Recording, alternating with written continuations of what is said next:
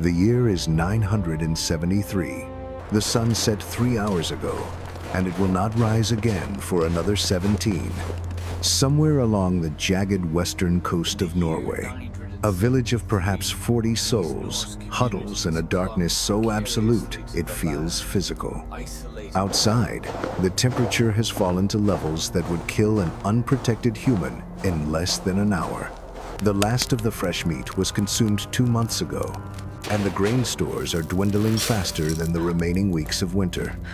3 children in the corner of the longhouse have developed a persistent, rattling cough. The nearest neighboring settlement is a full day's journey through frozen, trackless wilderness. And in this season, no one is coming to help. By every metric we use to measure survival in the modern world, this community should be dead within weeks.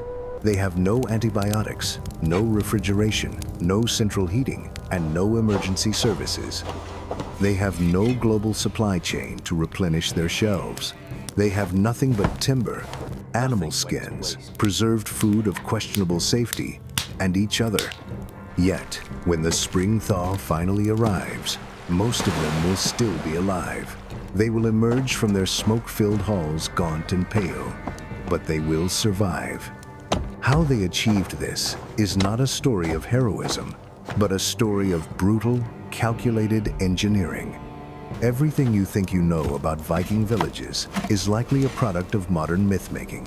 Popular culture has conditioned us to see these northern communities as places of constant, rowdy abundance. We imagine roaring hearth fires, endless supplies of mead, and warriors feasting on mountains of roasted meat while the winter storm winds howl harmlessly outside. We envision a race of superhuman survivors, people who were simply tougher than us, whose genetic makeup or sheer northern willpower allowed them to thrive where others would perish. Hollywood has reinforced this image for decades, presenting fur-clad icons who seem entirely impervious to conditions that would cause a modern human to go into hypothermic shock. This is fantasy. It is a comfortable, romanticized lie that allows us to distance ourselves from the genuine terror of early medieval survival. The reality was far more calculated, far more restrictive, and far more harrowing than any saga would have you believe. Vikings did not survive through abundance. They survived through organized, extreme scarcity. They did not endure because they felt the cold less or needed less food. They survived because they developed systems that would horrify a modern observer, systems that deliberately imposed suffering on their own people in carefully measured, survivable doses. We know this not through legend, but through the silent testimony of archaeology. Over the past century, excavations across Scandinavia have revealed the physical remains of these villages with clinical precision. At sites like Borg in northern Norway, archaeologists uncovered a massive longhouse stretching over 80 meters, a structure that served as a communal survival pod. Analysis of the surrounding soil, the chemical composition of the floor layers, and the contents of ancient refuse pits tell a story that is not romantic. The bones found at these sites were not casually discarded after a feast. They were cracked open for every drop of marrow, scraped clean of every fragment of connective tissue, and processed in ways that indicate systematic resource extraction rather than casual consumption. This was not a feasting hall. It was an engineered machine for caloric efficiency. Similar discoveries at Hedeby, Birka, and Kaupang show remarkably consistent patterns across vast geographic distances. Grain pits were dug deep into the earth to maintain a constant, low temperature that prevented rot. Refuse layers contained almost no usable material, suggesting that nothing, no scrap of leather, no splinter of bone, no fragment of textile was thrown away until it was completely and utterly exhausted. The material record reveals a society living on a knife's edge, a community that understood its own fragility with a clarity that shaped every aspect of their existence. What kept these villages alive were methods that modern societies have explicitly rejected and, in many cases, legally prohibited. We have discarded these methods, not because they were ineffective, but because they are fundamentally incompatible with the values of individual comfort, personal autonomy, and the right to physical ease. Viking villages could not afford the luxury of human rights. They operated on a survival calculus that prioritized the group over the individual to a degree that we would find repulsive. They practiced what can only be described as controlled hunger. This was not a failure of the food supply, but a deliberate management strategy. Evidence suggests that caloric intake during the winter months was intentionally restricted to extend food stores far beyond what natural appetite would dictate. People ate less, not because there was nothing left, but because community leadership enforced rationing protocols that would be classified as malnutrition today. Food was measured and distributed according to a formula that prioritized working adults over those who consumed more than they produced. The elderly and the very young often received the smallest portions, a brutal arithmetic that recognized a working adult who collapsed from hunger could doom the entire village, whereas a child who died was, in the cold logic of the era, a loss that did not immediately compromise the community's structural integrity. This management of suffering extended to the very air they breathed. The modern assumption that Vikings heated their homes to a comfortable temperature is not supported by any physical evidence. Longhouses were designed to be cool, often barely above freezing during the coldest months. They were rarely warmer than what we would consider a cold, modern basement. This was not a failure of technology, but a strategic conservation of fuel. Gathering, processing, and seasoning enough firewood to last an entire northern winter was a gargantuan task that occupied much of the summer. A roaring, comfortable fire that kept everyone warm through a winter night would burn through a season's wood supply in mere weeks. The solution was calculated discomfort. A carefully controlled, small fire would keep water from freezing and prevent the most vulnerable from dying of acute hypothermia, but it would not provide what we would call warmth. The difference between comfort and survival was measured in cordwood, and every community knew exactly how much they had. This meant that for 6 to 8 months of the year, every member of the village lived in a state of constant, low-level chill. They endured it because the alternative was not warmth, but running out of fuel in February and freezing to death in March. The food systems that sustained these villages were equally foreign to modern sensibilities, engineered for long-term preservation at the expense of palatability and, often, safety. Fresh food was a fleeting luxury of the summer months. For the rest of the year, the village relied on preservation methods that modern food scientists would find alarming. Fermentation was the primary tool. Fish, meat, and dairy were allowed to partially decompose under controlled conditions, creating substances that were technically spoiled but remained calorically viable. The infamous hakarl, or fermented shark, was not a cultural curiosity. It was a desperate method of making toxic meat edible through months of rot. In many villages, famine bread was prepared by mixing small amounts of grain with ground inner bark from pine trees, adding bulk to the diet while providing almost no nutritional value beyond raw fiber. The bacterial loads on their preserved foods were likely staggering, yet these communities either developed a rugged internal flora through lifelong exposure or simply accepted that a certain percentage of the population would succumb to food-borne illness. When preservation failed or stores ran low, the village faced decisions that have been edited out of our historical memory. There is evidence of selective abandonment during the worst famines, the practice of leaving the sick or the elderly behind to ensure the survival of the healthy.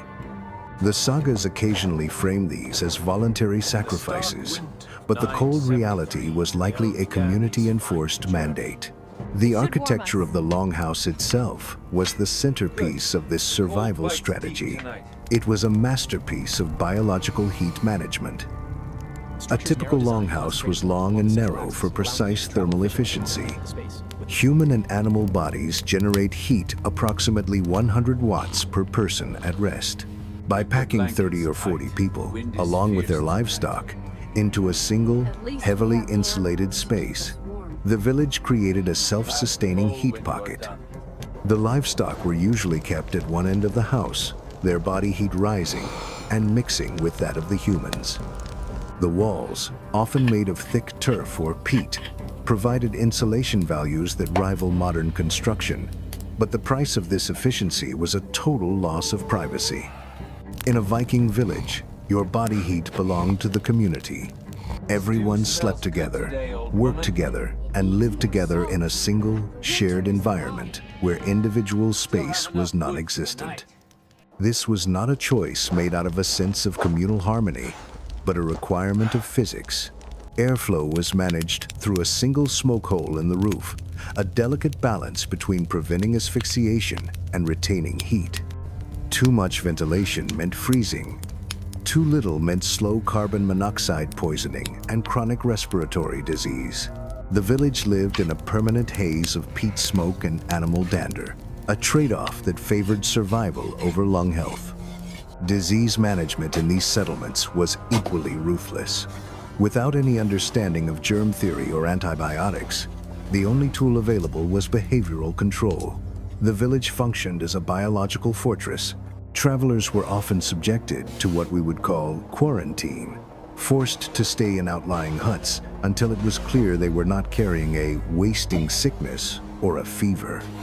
When an inhabitant fell ill, the response was not medical, but isolationist. The sick were often moved to the coldest or most remote part of the longhouse, or even to a separate outbuilding. Resources were not wasted on those deemed unlikely to recover. In a world where every calorie was counted, giving extra food to a dying person was seen as an act of negligence toward the living. This was social engineering in its most visceral form.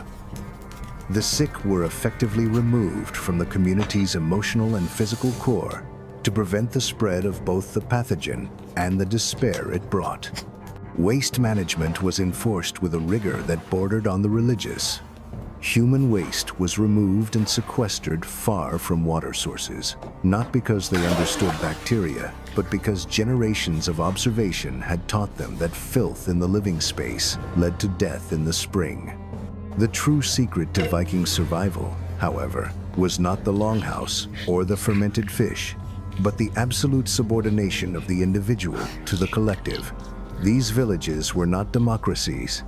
They were survival collectives governed by a set of unwritten, ironclad rules that dictated every aspect of life. There was no personal freedom to consume more than your share, no right to stay warm if it meant burning too much wood, and no autonomy to move about if you were ill.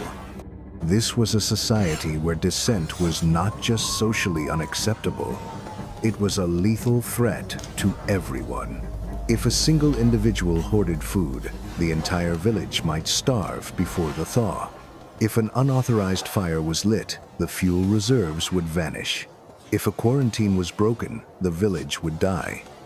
The enforcement of these rules was total. Social pressure, public shaming, physical punishment, and the ultimate sentence of outlawry exile into the winter wilderness were the tools used to maintain order. To be cast out of the village was a death sentence, a realization that kept every individual in line. The community functioned as a single organism, and like any organism, it was willing to sacrifice its own cells to stay alive. We know these methods were effective because modern experimental archaeology continues to prove their validity. Researchers who have spent winters in reconstructed longhouses, following historical protocols for fuel and food management, have found that these ancient systems are remarkably resilient. They have discovered that a human body can adapt to constant cold, that the metabolism can shift to handle a high-fat, fermented diet, and that the psychological stress of total communal living becomes manageable when the alternative is certain death. Modern studies in high-latitude survival confirm that the Norse method, the combination of biological heat huddling, caloric restriction, and strict social cohesion, remains the most effective way for a low-tech group to endure an Arctic winter. The Vikings were not guessing. They were applying a refined, tested technology of survival that had been honed over 1,000 years of trial and error. In the end, we must reframe our understanding of Viking intelligence. They were not merely strong, they were profoundly disciplined. They did not survive because they were lucky, but because they were willing to do what we are not. They were willing to be cold for months on end. They were willing to eat food that we would find repulsive. They were willing to sacrifice the individual for the group without hesitation. Their survival was a triumph of planning over impulse, of the collective over the self. As we look back at these darkened, smoke-filled halls from the comfort of our climate-controlled homes, we should not feel a sense of superiority. Our ancestors survived conditions that would break us in 48 hours, and they did it by embracing a level of discipline that we have entirely forgotten. We have traded their brutal, effective methods for a world of fragile comfort, a world where we are only ever one power outage or one broken supply chain away from the dark. The Viking village reminds us that survival is not a right, but a calculation. It is a reminder that the cold does not negotiate. It does not care about your values, and it is still waiting just beyond the light of our modern world. Our ancestors lived in that darkness, and they did so by becoming as cold and as hard as the winter itself. The price of their survival was their humanity as we define it, and in the silence of the Longhouse, they found that price was worth paying.